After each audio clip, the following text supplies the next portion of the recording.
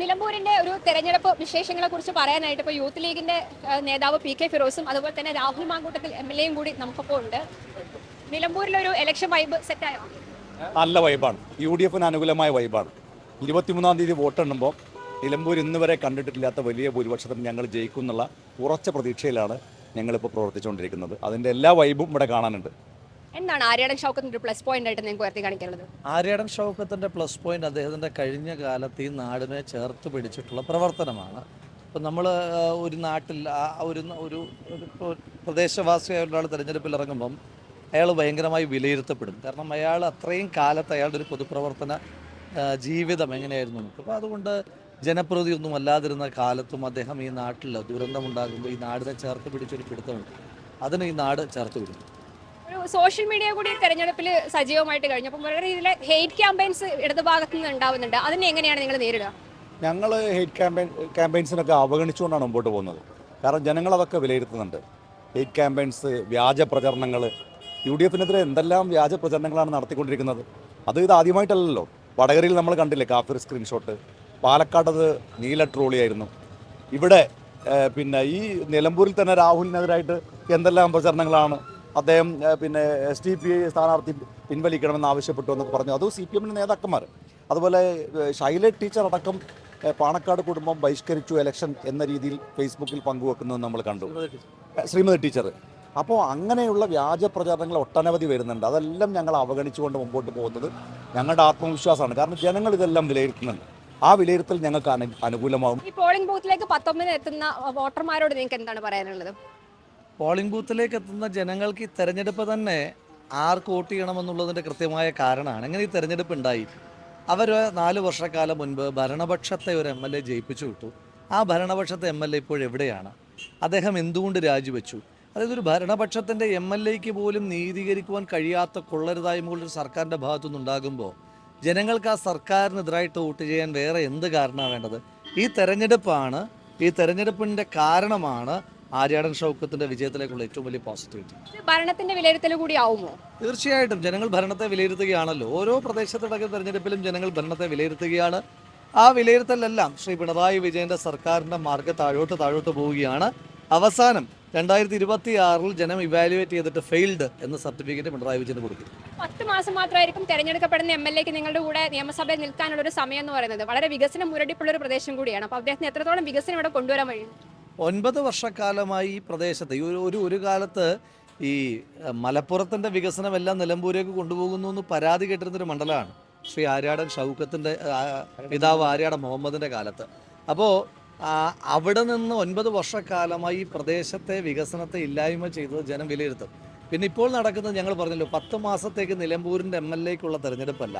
10 മാസത്തിനപ്പുറം കേരളത്തിൽ നിന്ന് ഈ നശിച്ച ഭരണത്തെ ഒഴിവാക്കി ഒരു ജനകീയ സർക്കാരിനെ കൊണ്ടുവരാൻ വേണ്ടിയിട്ടുള്ള ജനങ്ങളുടെ തീരുമാനത്തിൽ പ്രചോദനമേകുന്ന തെരഞ്ഞെടുപ്പാണിത്. പരമ്പരാഗത ലീഗ് വോട്ടുകൾ കൂടി ആര്യാടൻ ഷൗക്കത്തിന് അനുകൂലമായിട്ടുണ്ട്. എന്താ സംശയം? ഞങ്ങൾ നേരത്തെ തന്നെ പറഞ്ഞല്ലോ, ഞങ്ങളൊരു പ്രസ്റ്റീജ് മത്സരമായിട്ടാണ് കാണുന്നത്. അതുകൊണ്ട് തന്നെ ലീഗ് പ്രവർത്തകർ വീറും വാശിയിലുമാണ്. മാത്രമല്ല, ലീഗിനെതിരെ തന്നെ ഒരുപാട് ആരോപണങ്ങൾ വന്ന സ്ഥിതിക്ക് ഞങ്ങൾക്ക് ചെറിയ മാർജിനിൽ ജയിച്ചാൽ പോരാ, നല്ല മാർജിനിൽ ജയിക്കണം എന്നുള്ള നല്ല വാശി ലീഗ് പ്രവർത്തകർക്കുണ്ട്. അത് പ്രചരണങ്ങളിലും പ്രവർത്തനങ്ങളിലും ഒക്കെ കണ്ടുകൊണ്ടിരിക്കുകയാണ്. അത് റിസൾട്ടിലും പ്രതിഫലിക്കും. ഈ പുനഃസംഘടനയ്ക്ക് ശേഷം വരുന്ന ആദ്യത്തെ തെരഞ്ഞെടുപ്പാണ്. യുവാക്കൾക്ക് ആവേശം കൂടിയോ? അല്ല, ഞങ്ങൾക്ക് എല്ലാ തെരഞ്ഞെടുപ്പും ആവേശം തന്നെയാണ്. അത് തൃക്കാക്കര ആയപ്പോഴും പുതുപ്പള്ളി ആയപ്പോഴും പാലക്കാടും ചേലക്കരയും വയനാടും പിന്നെ പാർലമെൻറ്റ് തെരഞ്ഞെടുപ്പും എല്ലാ തെരഞ്ഞെടുപ്പും ഞങ്ങളുടെ ഒരു യങ്സ്റ്റേഴ്സിൻ്റെ ടീമിന് ഭയങ്കര പ്രചോദനവും ഭയങ്കര കോൺഫിഡൻസും നൽകുന്ന തെരഞ്ഞെടുപ്പുകളാണ്. ഈ തെരഞ്ഞെടുപ്പിൽ ഞങ്ങൾ അങ്ങനെ ശ്രീ ആര്യാടൻ ഷൗക്കത്ത് മത്സരിക്കുന്ന പോലെയല്ല. ഇപ്പോൾ ഞാൻ ഈ തെരഞ്ഞെടുപ്പുകൾക്കിടയിൽ മത്സരിക്കാൻ അവസരം കിട്ടിയ ഒരാളാണ് ഞാൻ. അപ്പോൾ തൃക്കാക്കരയിൽ നിന്ന് പാലക്കാട്ടേക്ക് പോകുമ്പോൾ രണ്ടിടത്തും എനിക്ക് വലിയ വ്യത്യാസമൊന്നും ഉണ്ടായില്ല. രണ്ടിടത്തും സ്ഥാനാർത്ഥിയായിട്ടാണ് എന്നെ അനുഭവപ്പെടുന്നത്. എനിക്കെന്നല്ല, ഇവിടെ പ്രവർത്തിക്കുന്ന എല്ലാവർക്കും അവരവരെ തന്നെ സ്ഥാനാർത്ഥിയായിട്ട് അനുഭവപ്പെട്ടിട്ടാണ് പ്രവർത്തിക്കുന്നത്. അത് തന്നെയാണ് നിലമ്പൂരിലും, ഞങ്ങൾ തന്നെയാണ് സ്ഥാനാർത്ഥി. എല്ലായിടത്തും ഞങ്ങളുടെ ഒരു യൂത്തിൻ്റെ ഒരു മൂവ്മെൻറ്റ് വളരെ വിസിബിൾ ആയിരുന്നു. കാരണം യങ്സ്റ്റേഴ്സ് ഈ ഗവൺമെൻറ്റിനെതിരാണ്. യങ്സ്റ്റേഴ്സ് ഈ ഗവൺമെൻറ്റിനെ അനുകൂലിക്കാനായിട്ടുള്ള എന്തെങ്കിലും ഒരു കാരണം പറയാനുണ്ടോ? ഇവിടെ തൊഴിൽ നിഷേധം എത്ര ശക്തമായിട്ട് നിൽക്കുകയാണ്. കേരളം നേരിട്ടുകൊണ്ടിരിക്കുന്ന അതിശക്തമായിട്ടുള്ള ബ്രെയിൻ ഡ്രെയിൻ ഉണ്ട്. അതിശക്തമായ ബ്രെയിൻ ഡ്രെയിൻ, ഭയങ്കരമായ മൈഗ്രേഷൻ. അപ്പോൾ ആ സമയത്ത് ഇവിടെ എന്താ നടന്നുകൊണ്ടിരിക്കുന്നത്?